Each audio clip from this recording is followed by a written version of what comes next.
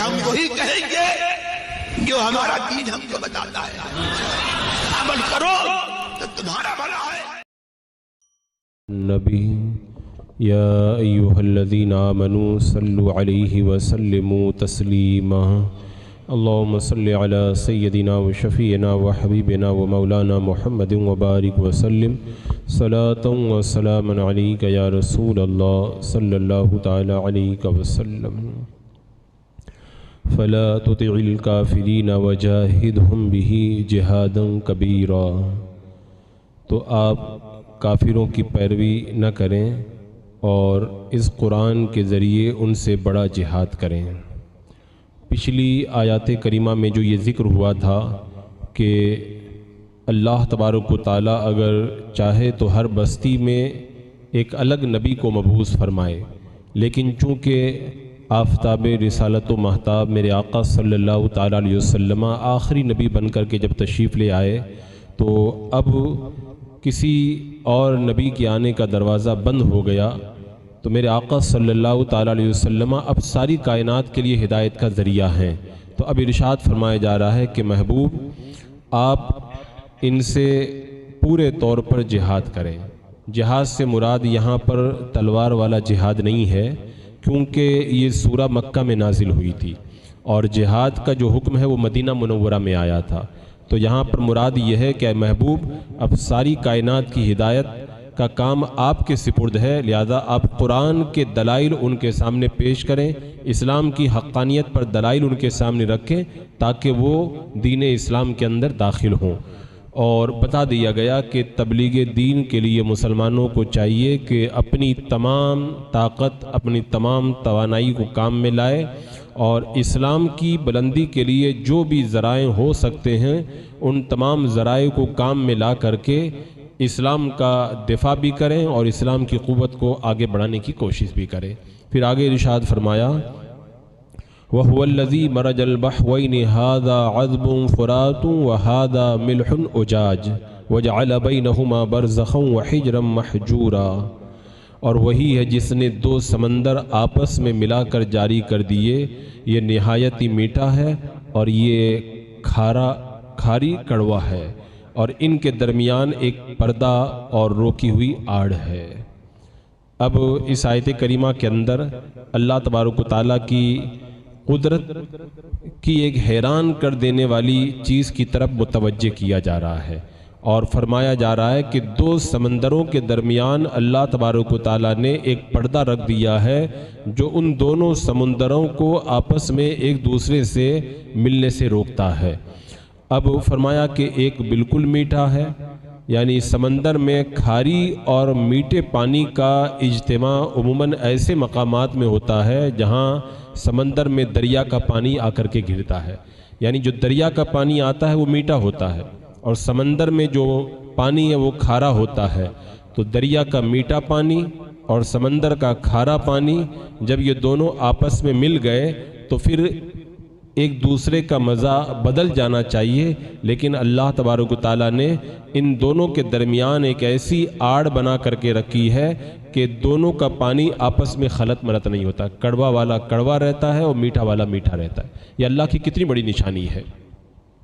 آپ ایک میٹھا پانی اور کڑوا پانی اگر ساتھ میں ملا دیں تو پھر ایک دوسرے سے ملنے سے کوئی روک نہیں پائے گا، لیکن اللہ کی قدرت ہے کہ سمندر میں جب دریا کا پانی گر رہا ہے تو میٹھا والا پانی میٹھا رہتا ہے اور کھارا والا پانی کھارا رہتا ہے۔ اور اسی طرح سمندر کے کچھ ایسے بھی مقامات ہیں کہ وہاں پر میٹھے پانی کے چشمے ہیں۔ اب سمندر تو کھارے پانی کی جگہ ہے، اب اس کھارے پانی کے اندر میٹھے پانی کا چشمہ نکل رہا ہے اور کھارا پانی کھارا رہ رہا ہے اور میٹھے پانی کا چشمہ جو نکل رہا ہے وہ میٹھا ہے، اور دونوں ایک دوسرے سے آپس میں مل بھی نہیں رہے۔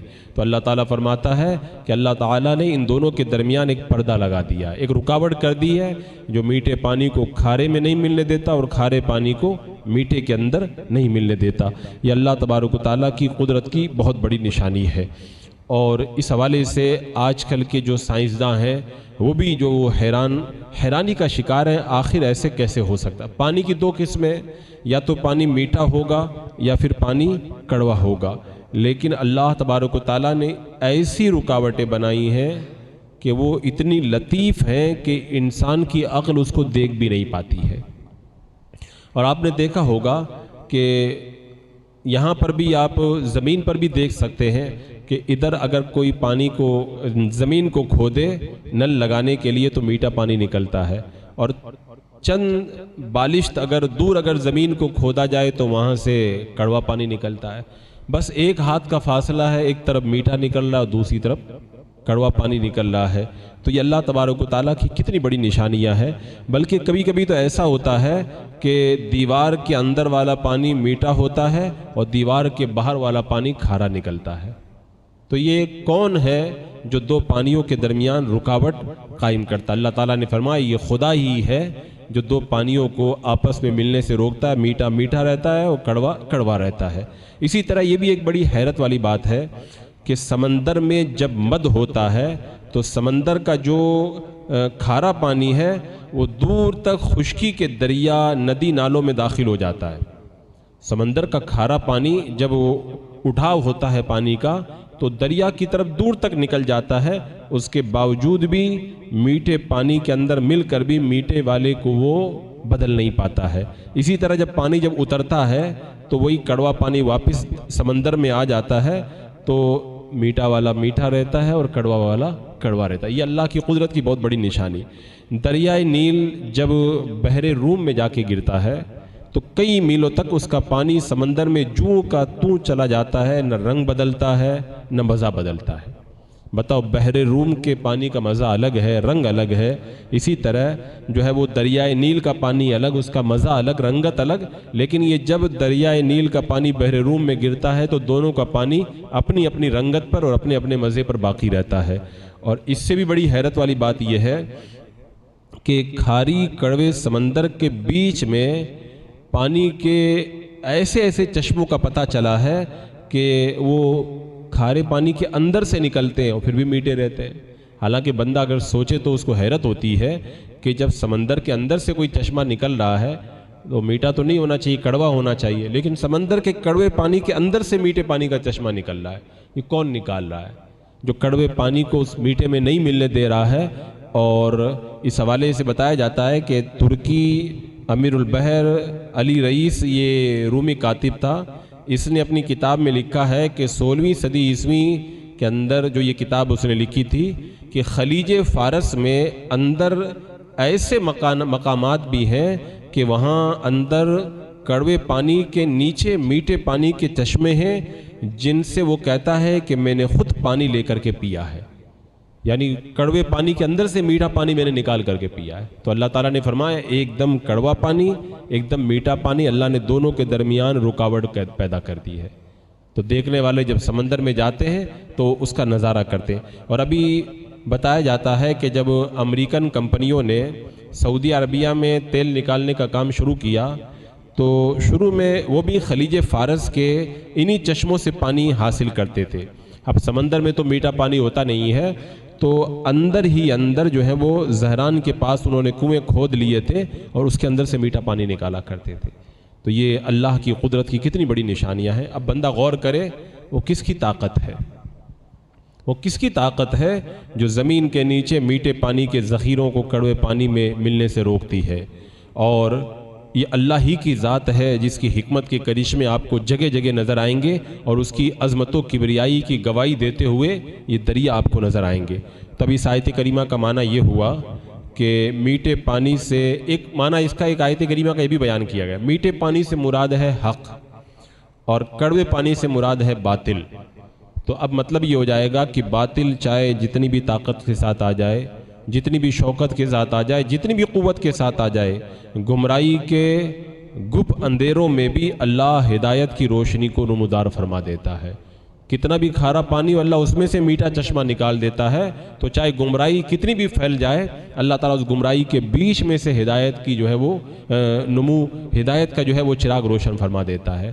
تو جو پروردگار عالم کھارے میں میٹھا پیدا کر سکتا ہے، وہ گمراہیت کے دلدل سے ہدایت کا چراغ بھی روشن کر سکتا ہے۔ اب اس کے بعد میں اللہ تبارک و تعالیٰ نے پھر آنے والی آیت کریمہ کے اندر ارشاد فرمایا، ایک اپنی اور عظیم نعمت کا ذکر کیا فرمایا وَهُوَ الَّذِي خَلَقَ مِنَ الْمَاءِ بَشَرًا فَجَعَلَهُ نَسَبًا وَسِحْرًا وَكَانَ رَبُّكَ قَدِيرًا، وہی ہے جس نے پانی سے انسان کو پیدا کیا، پھر اس کے لیے نسب اور سسرال کا رشتہ بنایا، اور اللہ کا اور آپ کا رب قدرت والا ہے۔ یعنی اللہ تبارک و تعالیٰ نے یہاں پر ایک اور نعمت کا ذکر کیا کہ اللہ نے پانی سے انسان بنایا۔ پانی سے مراد کیا ہے؟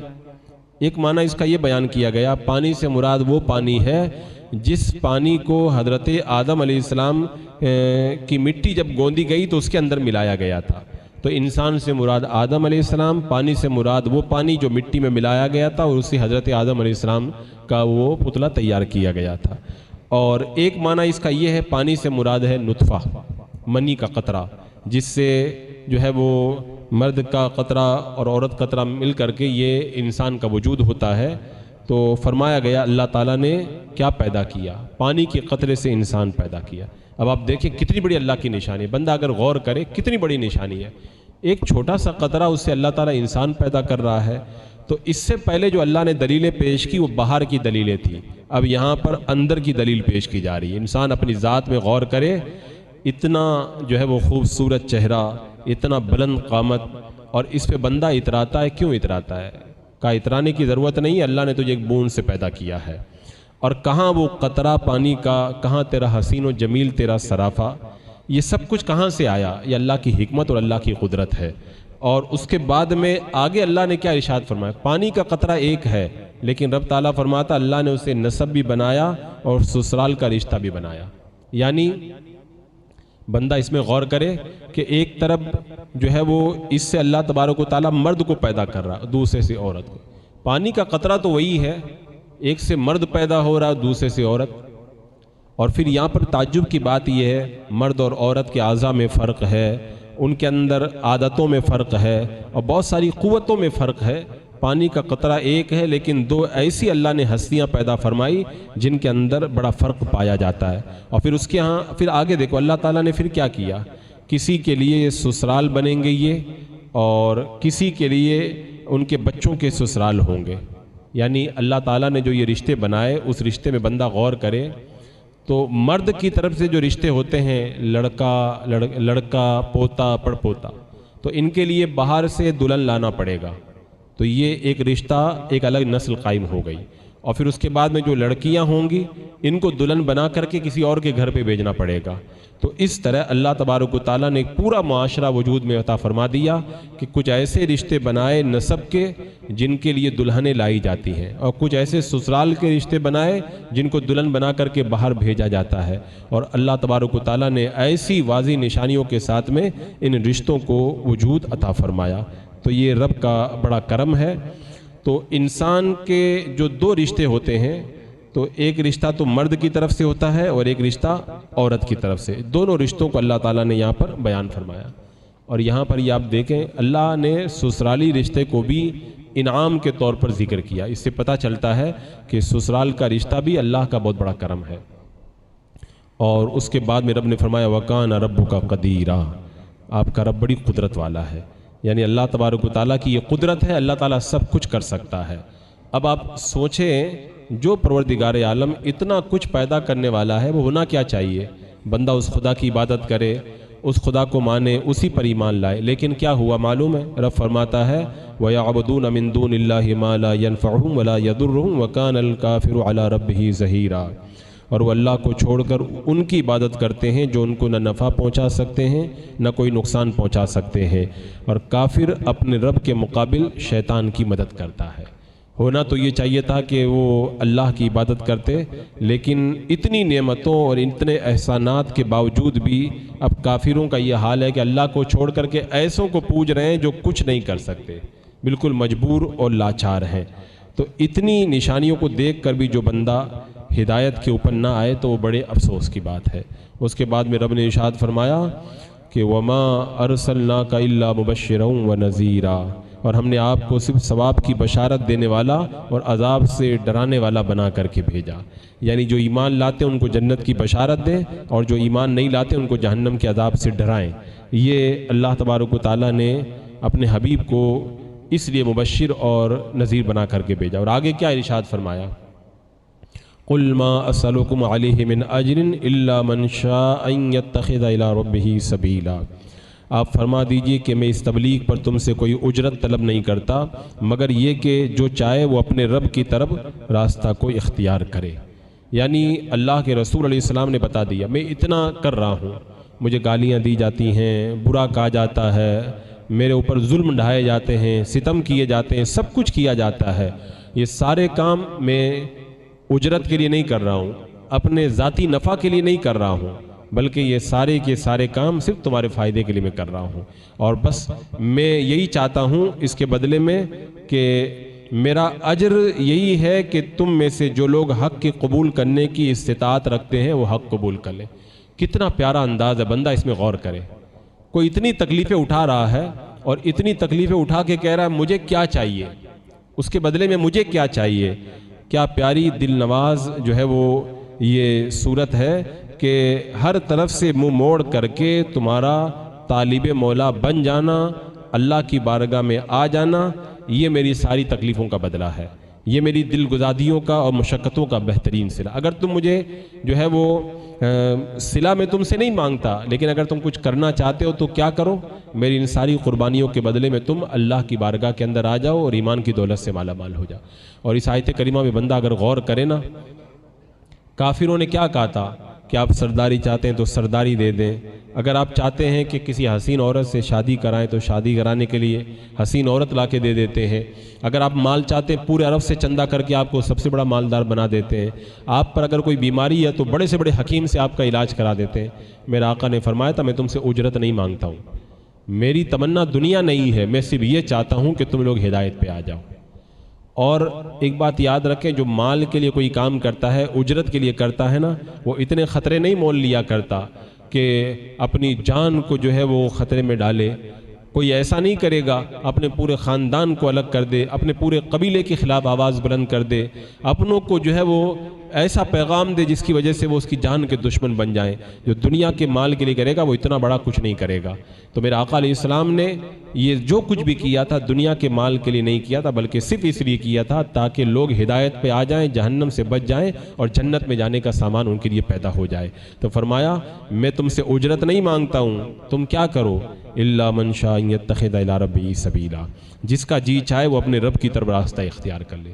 کتنی پیاری بات ہے یہ، محبوب رات اور دن تکلیفیں گوارا کر رہے ہیں، اس کے بدلے میں کیا کہتے ہیں، صرف اتنا کرو تم لوگ ہدایت کے اوپر آ جاؤ، بس یہی چاہتا ہوں میں تم سے۔ اس کے بعد میں آنے والی آیات کے اندر محبوب کی تسلی کا ذکر کیا گیا۔ بسم اللہ الرحمن الرحیم۔ اللہم صلی علی سیدنا مولانا محمد وبارک وسلم، صلاۃ و سلام علیک یا رسول اللہ، یا اللہ یا رحمان یا رحیم العالمین۔ اپنے محبوبین کے صدقے میں اعمال صالحہ کی توفیق عطا فرما، صراط مستقیم پہ استقامت عطا فرما، ایمان پہ زندگی، ایمانی پر خاتمہ عطا فرما۔ ربنا تقبل منا انک انت السمیع العلیم وتب علینا انک انت التواب الرحیم۔ ان اللہ وملائکتہ یصلون علی النبی یا ایھا الذین آمنوا صلوا علیہ وسلموا تسلیما۔